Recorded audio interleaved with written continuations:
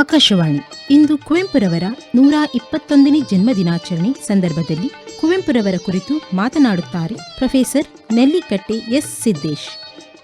ಯುಗದ ಕವಿ, ಜಗದ ಕವಿ, ರಾಷ್ಟ್ರಕವಿ ಕುವೆಂಪುರವರ 121ನೇ ಜನ್ಮದಿನಾಚರಣೆಯ ಶುಭಾಶಯಗಳು. ಯುಗದ ಕವಿಗೆ, ಜಗದ ಕವಿಗೆ, ಶ್ರೀರಾಮಾಯಣ ದರ್ಶನದಿಂದಲೇ ಕೈಮುಗಿದ ಕವಿಗೆ ಮಣಿಯದವರು ಯಾರು? ರಾಮಕೃಷ್ಣ ವಚನೋದಿತ ಪ್ರತಿಭೆ ತೆರೆದ ಕವನ ತತಿಗೆ ತಣಿಯದವರು ಆರು? ಮಲೆನಾಡಿನ ಸೌಂದರ್ಯಕ್ಕೆ ಕುಣಿದಾಡಿದ ಕವಿಯ ಜೊತೆಗೆ ಕುಣಿಯದವರು ಆರು? ಕನ್ನಡಿಸಲಿ ಶಿವ ಜೀವನ, ಮುನ್ನಡೆಸಲಿ ಇವ ಜನಮನ, ಇದೇ ಪ್ರಾರ್ಥನೆ ನಮಗೆ ತಮವೆಲ್ಲಿದೆ ರವಿಯ ಇದಿರಿಗೆ ಎಂದು ಬೇಂದ್ರೆಯವರು ಮಹಾಕವಿ ಕುವೆಂಪುರವರಿಗೆ ಸಲ್ಲಿಸಿರುವ ನುಡಿ ನಮನ ಔಚಿತ್ಯಪೂರ್ಣವಾದದ್ದು. ಕನ್ನಡ ಸಾಹಿತ್ಯದ ಸರ್ವ ಪ್ರಕಾರದಲ್ಲೂ ಸಾಹಿತ್ಯ ಕೃಷಿ ಮಾಡಿರುವ ಕುವೆಂಪು ಅವರು ಜಗದ ಸಾಹಿತ್ಯಕ್ಕೆ ನೀಡಿದ ಕೊಡುಗೆ ಅನನ್ಯವಾದದ್ದು. ಕುಪ್ಪಳ್ಳಿ ವೆಂಕಟಪ್ಪ ಪುಟ್ಟಪ್ಪ ಎಂಬ ಹೆಸರಿನ ರಸ್ವ ಸ್ವರೂಪದ ಕುವೆಂಪು ಎಂಬ ಕಾವ್ಯನಾಮದಲ್ಲಿ ರಚಿಸಿರುವ ಸಾಹಿತ್ಯಕ್ಕೆ ಸಾವಿಲ್ಲ, ಅದು ಚಿರಂಜೀವಿ. ಮೊದಲು ಕಿಶೋರ ಚಂದ್ರವಾಣಿ ಎಂಬ ಕಾವ್ಯನಾಮದಲ್ಲಿ ಬರೆದವರು ಕೆ.ವಿ. ಪುಟ್ಟಪ್ಪನವರು. ಕುಪ್ಪಳ್ಳಿಯ ವೆಂಕಟಪ್ಪ ಗೌಡರು ಸೀತಮ್ಮ ದಂಪತಿಗಳ ಮಡಿಲಲ್ಲಿ 1904 ಡಿಸೆಂಬರ್ 29ರಂದು ತಾಯಿಯ ತವರೂರು ಹಿರೇಕೋಡಿಗೆಯಲ್ಲಿ ಜನಿಸಿದ ಕುವೆಂಪು ಅವರು ಜನ್ಮನಾಮ ಪುಟ್ಟಪ್ಪ. ಮಲೆನಾಡಿನ ಪರಿಸರದಲ್ಲಿ ಬಾಲ್ಯವನ್ನು ಕಳೆದವರು. ಅವಿಭಕ್ತ ಕುಟುಂಬದಲ್ಲಿ ಎಲ್ಲರ ಪ್ರೀತಿಗೆ ಪಾತ್ರರಾದವರು. ಕುವೆಂಪು ಅವರ ವಿದ್ಯಾಭ್ಯಾಸವು ಕೂಲಿ ಮಠದಿಂದ ಆರಂಭವಾಗುತ್ತೆ. ಐಗಳುಗಳು ಅಂದಿನ ಮೇಷಗಳಾಗಿದ್ದವರು. ಶ್ರೀಮಂತರು ತಮ್ಮ ಮನೆಗಳಲ್ಲಿ ಐಗಳುಗಳನ್ನು ಕರೆಯಿಸಿಕೊಂಡು ಮಕ್ಕಳಿಗೆ ಶಿಕ್ಷಣ ಕೊಡಿಸ್ತಿದ್ದರು. 4 ಜನ ಐಗಳುಗಳಿಂದ ಅಕ್ಷರಾಭ್ಯಾಸ ಮಾಡಿದವರು ಕುವೆಂಪು ಅವರು. ಐಗಳೊಬ್ಬರಿಂದ ಇಂಗ್ಲಿಷ್ ಭಾಷೆ ಕೆಲವು ಪದಗಳನ್ನು ಕಲಿತವರು. ತದನಂತರ ತೀರ್ಥಹಳ್ಳಿಗೆ ಹೋದರು. ಕುವೆಂಪು ಅವರಿಗೆ ಚಿಕ್ಕಂದಿನಿಂದಲೇ ಸಾಹಿತ್ಯ ಸಂಸ್ಕಾರ ಸಿಕ್ಕಿತು. ಮನೆಯಲ್ಲಿ ಜೈಮಿನಿ ಭಾರತ ವಾಚನ ನಡೀತಾ ಇತ್ತು. ತೊರವೆ ರಾಮಾಯಣದ ವಾಚನ ಆಗ್ತಾ ಇತ್ತು. ಕಾಡು ಮೇಡುಗಳನ್ನು ಅಲೆದಾಡುತ್ತಾ 4 ವರ್ಷಗಳ ಕಾಲ ತೀರ್ಥಹಳ್ಳಿಯಲ್ಲಿ ವಿದ್ಯಾಭ್ಯಾಸ ಮಾಡ್ತಾರೆ. ಶ್ರೀಯುತರು ಚಿಕ್ಕಪ್ಪನವರು ಸಾಲ ಮಾಡಿ ಅಡಿಕೆ ಖರೀದಿಸಿಕೊಂಡು ಮದ್ರಸಿಗೆ ಮಾರಾಟ ಮಾಡಲು ಹೋಗಿದ್ದರು. ಮೊದಲನೇ ಮಹಾಯುದ್ಧದ ದುಷ್ಪರಿಣಾಮದಿಂದಾಗಿ ಬರಿಗೈಯಲ್ಲಿ ಮನೆಗೆ ಬಂದರು. ವೆಂಕಟಪ್ಪ ಗೌಡರು ಬೇಸತ್ತು ತೀರ್ಥಹಳ್ಳಿಗೆ ಹೋಗಿ ನೆಲೆಸಿದರು. ಅವರು 1916ರಲ್ಲಿ ಜ್ವರದಿಂದ ನರಳಿ ನಿಧನರಾದರು. ತಾಯಿ ಸೀತಮ್ಮ ತನ್ನ 2 ಹೆಣ್ಣು ಮಕ್ಕಳಾದ ದಾನಮ್ಮ, ಪುಟ್ಟಮ್ಮ, ಮಗ ಪುಟ್ಟಪ್ಪ ಅವರೊಂದಿಗೆ ತೀರ್ಥಹಳ್ಳಿಯಲ್ಲಿ ವಾಸ ಮಾಡತೊಡಗಿದರು. 10 ಹಲವು ಸಂಕಷ್ಟಗಳನ್ನ ಅನುಭವಿಸಿದರು. ಕೌಟುಂಬಿಕ ಕಷ್ಟಗಳು ಮತ್ತು ಶಾಲೆಯಲ್ಲಿನ ಶೋಷಣೆಗಳನ್ನು ಅನುಭವಿಸಿದ ಪುಟ್ಟಪ್ಪನವರು 1920ರಲ್ಲಿ ಶಿವಮೊಗ್ಗದಲ್ಲಿ ಲೋಯರ್ ಸೆಕೆಂಡರಿ ಪರೀಕ್ಷೆ ಬರೆದು ಉತ್ತೀರ್ಣರಾದರು. ಎಚ್.ಎಸ್. ಮಂಜಪ್ಪ ಗೌಡರು ಮತ್ತು ಸಿ.ಆರ್. ರೆಡ್ಡಿ ಅವರ ಸಹಾಯ ಸಹಕಾರಗಳಿಂದ ಮೈಸೂರಿನ ಆಡ್ವಿಕ್ ಹೈಸ್ಕೂಲಿಗೆ ಸೇರಿದರು. ಸಾಂಸ್ಕೃತಿಕ ನಗರಿ ಮೈಸೂರು ಅವರೊಳಗಿನ ಸುಪ್ತ ಪ್ರತಿಭೆಯನ್ನು ಅನಾವರಣಗೊಳ್ಳಲು ಉತ್ತೇಜಿಸಿತು. ಕೆ.ವಿ. ಪುಟ್ಟಪ್ಪನವರ ಬದುಕಿನ ದಿಕ್ಕನ್ನು ಬದಲಿಸಿದವರು ಸ್ವಾಮಿ ಸಿದ್ದೇಶ್ವರಾನಂದರು. ಅವರು ಮೈಸೂರಿನಲ್ಲಿದ್ದ ಶ್ರೀರಾಮಕೃಷ್ಣ ಆಶ್ರಮದ ಮುಖ್ಯಸ್ಥರಾಗಿದ್ದವರು. ಭೂಪಾಲಂ ಚಂದ್ರಶೇಖರಯ್ಯ ಗೆಳೆಯರೊಡಗೂಡಿ ಪತ್ರ ಸಂಘವನ್ನು ಸ್ಥಾಪಿಸಿಕೊಂಡು ಅದರ ಕಾರ್ಯದರ್ಶಿಯಾಗಿ ಸೇವೆ ಸಲ್ಲಿಸುವಾಗ ಸ್ವಾಮಿ ಸಿದ್ದೇಶ್ವರಾನಂದರ ಪರಿಚಯವಾಯಿತು. ಸ್ವಾಮಿ ಸಿದ್ದೇಶ್ವರಾನಂದರ ವ್ಯಕ್ತಿತ್ವವು ಪುಟ್ಟಪ್ಪನವರನ್ನ ಆಕರ್ಷಿಸಿದರೆ ಪುಟ್ಟಪ್ಪನವರ ಮುಗ್ಧತೆ, ತೇಜಸ್ಸು ಸಿದ್ದೇಶ್ವರಾನಂದರನ್ನ ಆಕರ್ಷಿಸಿದೆ. ಸ್ವಾಮಿ ವಿವೇಕಾನಂದರು ಮತ್ತು ರಾಮಕೃಷ್ಣ ಪರಮಹಂಸರ ಬಗ್ಗೆ ಚೆನ್ನಾಗಿ ತಿಳಿದುಕೊಂಡಿದ್ದ ಪುಟ್ಟಪ್ಪನವರು ಅವರಿಬ್ಬರನ್ನು ಸ್ವಾಮಿ ಸಿದ್ದೇಶ್ವರಾನಂದರಲ್ಲಿ ಕಂಡುಕೊಂಡರು. ಇಂಗ್ಲಿಷ್ ಕವನಗಳನ್ನು ಓದಿ ಅವುಗಳ ಪ್ರಭಾವಗಳಿಂದ ಇಂಗ್ಲಿಷ್ ಭಾಷೆಯಲ್ಲಿ ಕವನಗಳನ್ನು ರಚಿಸಿದರು. ಗೆಳೆಯರ ಒತ್ತಾಯದ ಮೇರೆಗೆ 1922ರಲ್ಲಿ ಬಿಗಿನರ್ಸ್ ಮ್ಯೂಸ್ ಎಂಬ ಇಂಗ್ಲಿಷ್ ಕವಿತೆಗಳ ಕವನ ಸಂಕಲನವನ್ನ ಪ್ರಕಟಿಸಿದರು. ಒಮ್ಮೆ ಐರಿಷ್ ಕವಿ ಜೇಮ್ಸ್ ಕಜಿನ್ಸ್ ಅವರಿಗೆ ತಮ್ಮ ಇಂಗ್ಲಿಷ್ ಕವಿತೆಗಳನ್ನು ತೋರಿಸಿದರು. ಆಗ ಜೇಮ್ಸ್ ಕಜಿನ್ ಅವರು ರವೀಂದ್ರನಾಥ್ ಠಾಕೂರ್ರಂತೆ ತಮ್ಮ ತಾಯಿಯ ನುಡಿಯಲ್ಲಿ ಬರೆದು ಉತ್ತಮ ಕವಿಯಾಗೆಂದು ಹಾರೈಸಿದರಂತೆ. ಆಗಲೇ ಕನ್ನಡದಲ್ಲಿ ಬರೆಯಬೇಕೆಂದು ನಿರ್ಧರಿಸಿದ ಪುಟ್ಟಪ್ಪನವರು ಅಂದಿನಿಂದ ಕನ್ನಡದಲ್ಲಿ ಬರೆಯತೊಡಗಿದರು. ತಾವೇ ಬರೆದ ಏಪ್ರಿಲ್ ಎಂಬ ಆಂಗ್ಲ ಭಾಷೆಯ ಕವನವನ್ನ ಚೈತ್ರ ವೈಶಾಖ ಎಂಬುದಾಗಿ ಅನುವಾದಿಸಿದರು. ಈ ಕವಿತೆಯು ಸಂಪದ ಅಭ್ಯುದಯ ಎಂಬ ಪತ್ರಿಕೆಯಲ್ಲಿ ಪ್ರಕಟವಾಯಿತು. ಬಹು ಸ್ವಹೃದಯರ ಮೆಚ್ಚುಗೆಗೆ ಪಾತ್ರವಾಯಿತು ಕೂಡ. ಅಂದಿನಿಂದ ಕನ್ನಡದಲ್ಲೇ ಬರೆಯುವುದನ್ನು ಮುಂದುವರಿಸಿದರು. ಅವರ ವಿದ್ಯಾಭ್ಯಾಸವು ಮುಂದುವರಿಯಿತು. ಎಂಟ್ರೆನ್ಸ್ ಪರೀಕ್ಷೆಗೆ ಅವರು ಆರಿಸಿಕೊಂಡ ವಿಷಯಗಳು ರಸಾಯನ ವಿಜ್ಞಾನ ಮತ್ತು ಜೀವವಿಜ್ಞಾನ. 1924ರಲ್ಲಿ BA ಓದಲು ಮಹಾರಾಜ ಕಾಲೇಜಿಗೆ ಸೇರಿದಾಗ ಆರಿಸಿಕೊಂಡ ಮುಖ್ಯ ವಿಷಯಗಳು ಮನಃಶಾಸ್ತ್ರ ಮತ್ತು ತತ್ವಶಾಸ್ತ್ರ. ಪೂರ್ವ ದೇಶದ ಮತ್ತು ಪಶ್ಚಿಮ ದೇಶದ ತತ್ವಶಾಸ್ತ್ರಗಳ ಎಲ್ಲ ಶಾಖೆಗಳನ್ನು ಅವರು ಆಳವಾಗಿ ಅಭ್ಯಾಸ ಮಾಡಿದರು. ಪ್ರತಿದಿನವೂ ರಾಮಕೃಷ್ಣ ಆಶ್ರಮಕ್ಕೆ ಹೋಗುತ್ತಿದ್ದ ಪುಟ್ಟಪ್ಪನವರು ಸ್ವಾಮಿ ಸಿದ್ದೇಶ್ವರರೊಂದಿಗೆ ಬಹು ಅಚ್ಚುಮೆಚ್ಚಿನವರಾಗಿದ್ದರು. ಒಮ್ಮೆ ಪುಟ್ಟಪ್ಪನವರು 4 ದಿನಗಳು ಆಶ್ರಮಕ್ಕೆ ಹೋಗದಿದ್ದಾಗ ಅವರನ್ನು ಹುಡುಕಿಕೊಂಡು ಸ್ವಾಮಿ ಸಿದ್ದೇಶ್ವರಾನಂದರು ಬಂದರಂತೆ. ಪುಟ್ಟಪ್ಪನವರು ತಮ್ಮ ಕೊಠಡಿಯಲ್ಲಿ ಜ್ವರದಿಂದ ಬಳಲುತ್ತಿದ್ದರಂತೆ. ಸ್ವಾಮೀಜಿ ಮತ್ತು ಕಸ್ತೂರಿ ಅವರು ಅವರನ್ನು ಆಸ್ಪತ್ರೆಗೆ ಸೇರಿಸಿದರಂತೆ. ಗುಣರ್ಮುಖರಾದ ಪುಟ್ಟಪ್ಪನವರನ್ನು ಆಶ್ರಮಕ್ಕೆ ಕರೆದುಕೊಂಡು ಹೋದರಂತೆ. ಅಂದಿನಿಂದ ಆಶ್ರಮವೇ ಅವರಿಗೆ ಆಶ್ರಯವಾಯಿತು. AR Krishnashastri, BM Srikantaiah, TS Venkannaiah, AR Wadia ಮೊದಲಾದ ಗುರುಗಳ ಆತ್ಮೀಯತೆ ಪುಟ್ಟಪ್ಪನವರನ್ನ ಬೆಳೆಸಿತು, ಬೆಳಕಾಗಿಸಿತು. ಬಾಲ್ಯದಲ್ಲಿಯೇ ಮನೆಯ ಪರಿಸರ, ವ್ಯಾಸಂಗಾವಧಿಯಲ್ಲಿ ದೊರೆತ ಪರಿಸರವು ಪುಟ್ಟಪ್ಪನವರಲ್ಲಿದ್ದ ಪ್ರತಿಭಾಶಕ್ತಿ ಅನಾವರಣಗೊಳ್ಳಲು ಪ್ರೇರೇಪಿಸಿತು. AR ಕೃಷ್ಣಶಾಸ್ತ್ರಿಗಳ ಆಹ್ವಾನದ ಮೇರೆಗೆ ಕನ್ನಡ MA ಪದವಿಗೆ ಸೇರಿದರು. ಇದು ಕನ್ನಡದ ಸಾಹಿತ್ಯದ ದಿಕ್ಕನ್ನೇ ಬದಲಿಸುವಂತ ಕಾರ್ಯಕ್ಕೆ ನಾಂದಿಯಾಯಿತು. ಕನ್ನಡ MA ಪದವಿಯನ್ನು 1929ರಲ್ಲಿ ಪಡೆದ ಪುಟ್ಟಪ್ಪನವರು ಅದೇ ವರ್ಷದಲ್ಲಿ ಮಹಾರಾಜ ಕಾಲೇಜಿಗೆ ಅಧ್ಯಾಪಕರಾಗಿ ನೇಮಕವಾದರು. ಸ್ವಾಮಿ ವಿವೇಕಾನಂದರು ಸ್ಥಾಪಿಸಿದ್ದ ಕಲ್ಕತ್ತಾ ಸಮೀಪದ ಬೇಲೂರು ಮಠಕ್ಕೆ ಸ್ವಾಮಿ ಸಿದ್ದೇಶ್ವರಾನಂದರು ಪುಟ್ಟಪ್ಪನವರನ್ನ ಕರೆದುಕೊಂಡು ಹೋದರು. ಅಲ್ಲಿನ ಮುಖ್ಯಸ್ಥರಾಗಿದ್ದ ಶ್ರೀರಾಮಕೃಷ್ಣ ಪರಮಹಂಸರ ನೇರ ಶಿಷ್ಯರಾಗಿದ್ದಂಥ ಸ್ವಾಮಿ ಶಿವಾನಂದರು ಪುಟ್ಟಪ್ಪನವರಿಗೆ ಮಂತ್ರ ದೀಕ್ಷೆ ನೀಡಿದರು. ಅವರನ್ನು ಕುರಿತು ಪುಟ್ಟಪ್ಪನವರು ಹೇಳಿರುವುದು ಹೇಗಿದೆ ಅಂದ್ರೆ, ಅವರು ಭಗವಾನರ ಪ್ರತಿಬಿಂಬ. ಅವರ ಮುಂದೆ ನಿಂತಾಗ ಒಬ್ಬ ಮಹಾಪುರುಷನ ಮುಂದೆ ನಿಂತಂತಾಗುತ್ತದೆ. ಅವರೊಂದು ದೊಡ್ಡ ಸಾಗರ. ನಾನು ನೋಡಿದ ಇತರ ಮಹಾವ್ಯಕ್ತಿಗಳಲ್ಲಿ ಯಾರಲ್ಲಿಯೂ ತೋರದ ಒಂದು ಅಲೌಕಿಕ ಆಧ್ಯಾತ್ಮಿಕ ಮಹಿಮೆ ಇವರಲ್ಲಿದೆ ಎನ್ನುತ್ತಾರೆ ಪುಟ್ಟಪ್ಪನವರು. ಇವರ ಚಿಂತನ ಮಂಥನ ಸಂವರ್ಧನೆಗೊಳ್ಳುತ್ತಲೇ ಇತ್ತು. 1930ರಲ್ಲಿ ಕೊಳಲು ಎಂಬ ಕವನ ಸಂಕಲನವನ್ನು ಮೊಟ್ಟ ಮೊದಲ ಬಾರಿಗೆ ಪ್ರಕಟಿಸ್ತಾರೆ.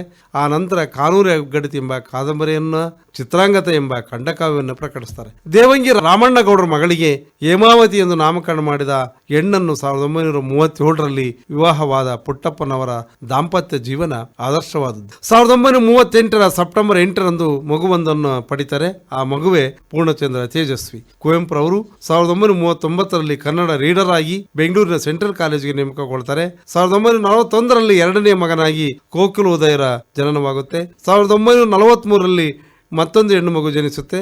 ಆ ಮಗಳಿಗೆ ಇಂದೂ ಕಲಾ ಅಂತ ನಾಮಕರಣ ಮಾಡ್ತಾರೆ. 1945ರಲ್ಲಿ ಮತ್ತೊಂದು ಹೆಣ್ಣು ಮಗು ಜನಿಸುತ್ತೆ. ಆ ಮಗುವಿಗೆ ತಾರಿಣಿ ಎಂದು ನಾಮಕರಣ ಮಾಡ್ತಾರೆ.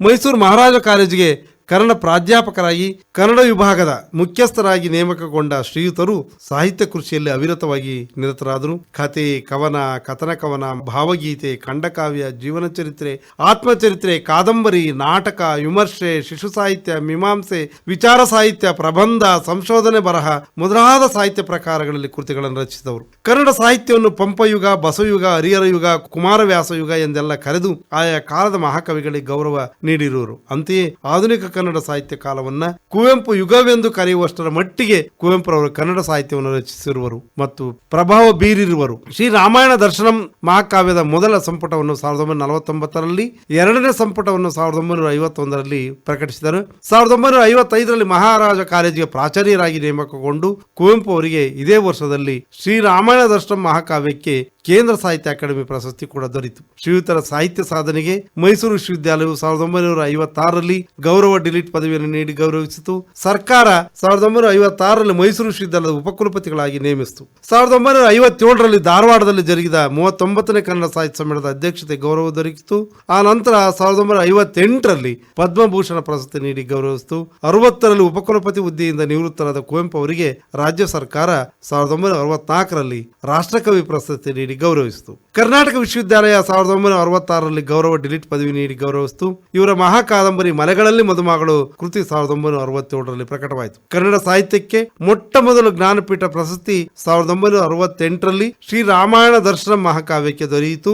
ಬೆಂಗಳೂರು ವಿಶ್ವವಿದ್ಯಾಲಯವು 1969ರಲ್ಲಿ ಗೌರವ ಡಿಲೀಟ್ ಪದವಿ ನೀಡಿ ಗೌರವಿಸಿತು. ಹೇಮಲತೆ, ಪ್ರೇಮಲಕ್ಷ್ಮಿ, ನನ್ನ ಪಂಚ ಪ್ರಾಣಲಕ್ಷ್ಮಿ, ಗಾಳಿ ನೀನೆ, ಬೆಳಕು ನೀನೆ, ಉಲ್ಲಾಸ ಉಸಿರು ನೀನೆ, ನನಗೆ ಮನೆ ಎಲ್ಲ ನೀನೆ, ನೀನೇ ಕವಿಗೆ ಹೃದಯ ಭಾವ, ಮೇಣ್ ಆತ್ಮಕ್ಕೆ ರಸದ ಜೀವ ಎಂದೆಲ್ಲ ತಮ್ಮ ಸತಿಯ ಸಾರ್ಥಕತೆಯನ್ನು ಬಿಚ್ಚಿಟ್ಟಿರುವಂತಹ ಕುವೆಂಪು ಅವರ ದಾಂಪತ್ಯ ಬದುಕು ಅರ್ಥಪೂರ್ಣವಾದದ್ದು ಮತ್ತು ಮಾದರಿಯಾದದ್ದು. ಅಂತ ಅಪೂರ್ವ ಸತಿ ಶಿರೋಮಣಿ ಹೇಮಾವತಿಯವರು 1982ರಲ್ಲಿ ನಿಧನರಾದರು. ಕುವೆಂಪು ಅವರ ಚೇತನದ ಚಿಲುಮೆ, ಸಾಧನೆಯ ಪ್ರೇರಕ ಶಕ್ತಿ ಮರೆಯಾಯಿತು. ಕುವೆಂಪು ಅವರ ಉತ್ಕೃಷ್ಟ ಸೇವೆಗಾಗಿ ನೀಡುವ ಭಾರತದ ನಾಗರಿಕ ಪ್ರಶಸ್ತಿಗಳಲ್ಲಿ ಒಂದಾದ ಪದ್ಮ ವಿಭೂಷಣ ಪ್ರಶಸ್ತಿಯನ್ನು 1988ರಲ್ಲಿ ರಾಷ್ಟ್ರಪತಿಗಳು ನೀಡಿ ಗೌರವಿಸಿದರು. ಇದೇ ವರ್ಷ ಕರ್ನಾಟಕ ಸರ್ಕಾರ ಪಂಪ ಪ್ರಶಸ್ತಿ ನೀಡಿ ಗೌರವಿಸಿತು. 1992ರಲ್ಲಿ ಕರ್ನಾಟಕ ಸರ್ಕಾರವು ಕರ್ನಾಟಕ ರತ್ನ ಪ್ರಶಸ್ತಿ ನೀಡಿ ಗೌರವಿಸಿತು.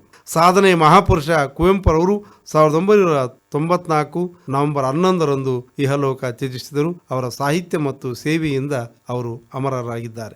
ಕುವೆಂಪುರವರ ಶ್ರೀರಾಮಾಯಣ ದರ್ಶನ ಪ್ರಕಟವಾದ ಮೇಲೆ ಜಯದೇವ ತಾಯಿಲಿಗಾಡೆ, ಮಾಸ್ತಿ, ಗೋಕಾಕ್, ಬೂಸ್ನೂರ್ ಮಠ, ಪೂತಿನ ಮೊದಲಾದವರು ಮಹಾಕಾವ್ಯಗಳು ಪ್ರಕಟವಾದವು. ಕಾನೂರು ಹೆಗ್ಗಡತಿ ಕಾದಂಬರಿ ಪ್ರಕಟವಾದ ಮೇಲೆ ಶಿವರಾಮ್ ಕಾರಂತರ ಮತ್ತು ಗೋಕಾಕರ, ಮಾಸ್ತಿಯವರ ಕಾದಂಬರಿಗಳು ಪ್ರಕಟವಾದವು. ಕುವೆಂಪುರವರ ಸ್ವಾಮಿ ವಿವೇಕಾನಂದ ಜೀವನ ಚರಿತ್ರೆ ಪ್ರಕಟವಾದ ತರುವಾಯ ಕನ್ನಡದಲ್ಲಿ ಜೀವನ ಚರಿತ್ರೆಗಳು ಪ್ರಕಟವಾದವು. ಈಗ 10 ಪ್ರಪ್ರಥಮಗಳಿಗೆ ಪಾತ್ರರಾಗಿರುವ ಕುವೆಂಪುರವರು ಕನ್ನಡ ಸಾಹಿತ್ಯ ಜಗತ್ತಿಗೆ ನೀಡಿದ ಕೊಡುಗೆ ಅನನ್ಯವಾದದ್ದು. ತಮ್ಮ ಸಮಕಾಲೀನ ಮತ್ತು ಮುಂದಿನ ತಲೆಮಾರಿಗೆ ನೀಡಿರುವ ಕಾಣಿಕೆ ಅಪೂರ್ವವಾದದ್ದು. ಇದುವರೆಗೂ ಕನ್ನಡ ಸಾಹಿತ್ಯಕ್ಕೆ ಗೊತ್ತಿರದ ಹೊಸ ಜಗತ್ತನ್ನು ಪರಿಚಯಿಸಿದಂಥವರು. ಸಾವಿಲ್ಲದ ಸಾಹಿತ್ಯದ ಮೂಲಕ ವಾಸ್ತವ ಬದುಕಿನ ಚಿತ್ರಣವನ್ನು ನಿರೂಪಿಸಿರುವರು. ಹಳ್ಳಿಗಳ ಬದುಕು, ಮೇಲು ಕೀಳಿನ ತಾರತಮ್ಯ ಭಾವನೆ, ಹಿಂಸೆ, ಸುಲಿಗೆ ಮೊದಲಾದ ಅಂಶಗಳನ್ನು ದಾಖಲಿಸಿರುವಂಥವ್ರು. ಕುವೆಂಪುರವರು 13 ನಾಟಕಗಳು ಕೂಡ ವೈವಿಧ್ಯಮಯವಾಗಿವೆ, ಅಂತೆ ವೈಶಿಷ್ಟ್ಯಪೂರ್ಣವೂ ಕೂಡ ಆಗಿವೆ. ಆ ಸರಳ ವ್ಯಕ್ತಿತ್ವದ ಕುವೆಂಪುರವರು ಮಹಾನ್ ದಾರ್ಶನಿಕ ಕವಿ. ಪ್ರೇಮದ ಉತ್ಕೃಷ್ಟತೆಯನ್ನ, ಆಧ್ಯಾತ್ಮದ ಆನಂದವನ್ನ, ಪ್ರಕೃತಿಯ ಪ್ರಖರತೆಯನ್ನು, ಸಾರ್ಥಕ ಬದುಕಿನ ನಿಜದಾರಿಯನ್ನ, ಸಮಾಜದ ನೆಲೆ ಸೆಲೆಯನ್ನ, ಸಾಮರಸ್ಯದ ಸೌಧವನ್ನ ತಮ್ಮ ಸಾಹಿತ್ಯದಲ್ಲಿ ಸೃಜಿಸಿರುವಂತಹ ಕುವೆಂಪು ಅವರ ಕಟ್ಟಬಯಸಿದ ಸಮಾಜ, ನಾಡು ಮತ್ತು ರಾಷ್ಟ್ರ ಆದರ್ಶವಾದದ್ದು. ಕವಿತೆಯೊಳಗೆ ಹಿತವಾದ ಬಾಳು ಅವಿತುಕೊಂಡಿರುತ್ತದೆ.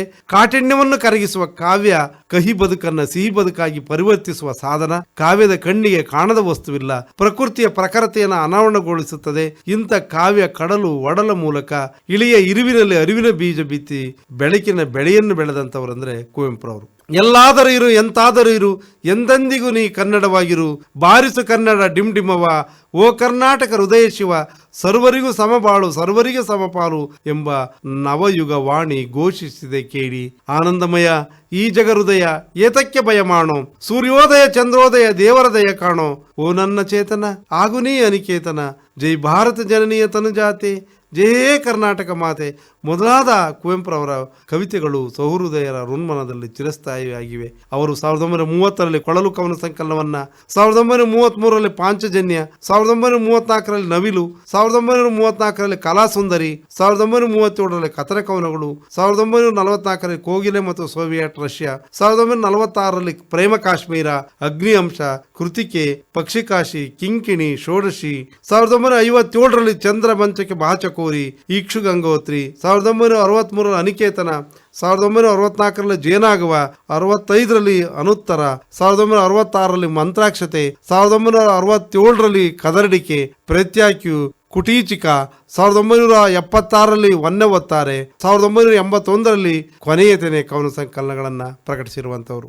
ನಾಟಕ ಕ್ಷೇತ್ರವನ್ನು ವಿಸ್ತರಿಸಿರುವ ಕುವೆಂಪುರವರು 1978ರಲ್ಲಿ ಸತ್ಯವಾನ ಸಾವಿತ್ರಿ ಕಥೆಯನ್ನು ಆಧರಿಸಿದ ಯಮನ ಸೋಲು, ಜಾಡಮಾಲಿಯೊಬ್ಬನ ಮಾನಸಿಕ ಉನ್ನತಿಯನ್ನ ಪ್ರತಿಪಾದಿಸುವಂಥ ಜಲಗಾರ, 1936ರಲ್ಲಿ ಶೇಕ್ಸ್ಪಿಯರ್ ಕವಿಯ ಟೆಂಪೆಸ್ಟ್ ನಾಟಕದ ರೂಪಾಂತರವಾದ ಬಿರುಗಾಳಿ ನಾಟಕವನ್ನು ಪ್ರಕಟಿಸಿರುವಂಥವ್ರು. 1931ರಲ್ಲಿ ಸೀತೆಯ ವನವಾಸ ವಸ್ತುವುಳ್ಳ ವಾಲ್ಮೀಕಿಯ ಭಾಗ್ಯ, ಗೌತಮ ಬುದ್ಧ ಮಹಾಶಯನ ಕುರಿತಾದಂಥ ಮಹಾರಾತ್ರಿ ನಾಟಕವನ್ನು, ಯುದ್ಧದ ದುಷ್ಪರಿಣಾಮ ಕುರಿತಾದಂಥ ಸ್ಮಶಾನ ಕುರುಕ್ಷೇತ್ರ ನಾಟಕವನ್ನು ಪ್ರಕಟಿಸಿರುವಂಥವ್ರು. 1933ರಲ್ಲಿ ಬಿದನೂರಿನ ಇತಿಹಾಸವನ್ನು ಆಧರಿಸಿರುವ ರಕ್ತಾಕ್ಷಿ ನಾಟಕವನ್ನು, ಆನಂತರ ಶೂದ್ರ ತಪಸ್ವಿ ನಾಟಕವನ್ನು, ಆನಂತರ ಏಕಲವ್ಯನ ಕುರಿತಾದಂಥ ಬೆರಳಿಗೆ ಕೊರಳು ನಾಟಕವನ್ನ, ಆನಂತರ ಭಾರತ ಸ್ವತಂತ್ರ ಸಂಗ್ರಾಮಕ್ಕೆ ಸಂಬಂಧಿಸಿದಂಥ ಬಲಿದಾನ ನಾಟಕವನ್ನ ಪ್ರಕಟಿಸಿರುವಂತಹ ಕುವೆಂಪುರವರು ಅಲ್ಲಿ ದುಷ್ಟತೆಯನ್ನ ನಾಶಗೊಳಿಸುವ ಶಿಷ್ಟತೆಯ ಹಿರಿಮೆಯನ್ನು ಸಾರುವಂತಹ ಚಂದ್ರಾಸ ನಾಟಕವನ್ನ, ಹಾಗೆಯೇ ಕಾನೀನಿನ ನಾಟಕವನ್ನ, ನನ್ನ ಗೋಪಾಲ, ಮೋಡಣ ತಮ್ಮ ಎಂಬ ಮಕ್ಕಳ ನಾಟಕಗಳನ್ನ ಪ್ರಕಟಿಸಿರುವಂತವರು. 1936ರಲ್ಲಿ ಸನ್ಯಾಸಿ ಮತ್ತು ಇತರ ಕಥೆಗಳು, 1940ರಲ್ಲಿ ನನ್ನ ದೇವರು ಮತ್ತು ಇತರ ಕಥೆಗಳು ಎಂಬ ಕಥಾ ಸಂಕಲನಗಳನ್ನ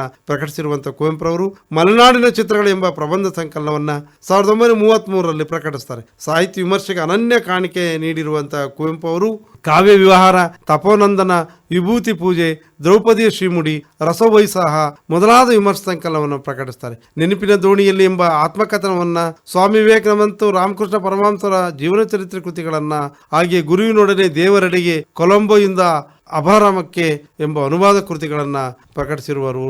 ಅಮಲನ ಕತೆ, ಆಳೂರು, ಬೊಮ್ಮನಹಳ್ಳಿ ಕಿಂದರಿ ಜೋಗಿ, ನನ್ನ ಮನೆ, ಮೇಘಪುರ, ಮರಿವಿಜ್ಞಾನಿ, ನರಿಗಳಿಗೇಕೆ ಕೋಡಿಲ್ಲ ಎಂಬ ಶಿಶು ಸಾಹಿತ್ಯ ಕೃತಿಗಳನ್ನು ಬರೆದಿರುವಂತಹ ಕುವೆಂಪುರವರು ಜನಪ್ರಿಯ ವಾಲ್ಮೀಕಿ ರಾಮಾಯಣ ಗ್ರಂಥವನ್ನು ಪ್ರಕಟಿಸಿರುವಂತವರು. ಸರ್ವಕಾಲಕ್ಕೂ ಅನುಕರಣೀಯವಾದ ಬದುಕು ಮತ್ತು ಬರಹವನ್ನು ನೀಡಿರುವಂತಹ ಅಪರೂಪದ ವ್ಯಕ್ತಿ ಶಕ್ತಿ ಕುವೆಂಪು ಅವರು. ಹೊಸ ಲೋಕವನ್ನ ಕಟ್ಟಿಕೊಟ್ಟಿರುವಂತವರು. ಕುವೆಂಪುರವರ ಜೀವನ ಮತ್ತು ಸಾಧನೆಯ ಅಧ್ಯಯನ ಮಾಡಿದಾಗ ನಮ್ಮಲ್ಲಿನ ಕಲ್ಮಶಗಳು ಕರಗುತ್ತವೆ, ಅಹಂಕಾರ ನಿರಹಂಕಾರವಾಗುತ್ತದೆ, ಒಡಕು ತೊಡಕಿನ ಬದುಕು ನಿಜ ಬದುಕಿನತ್ತ ಸಾಗಲು ಪ್ರೇರೇಪಿಸುತ್ತದೆ.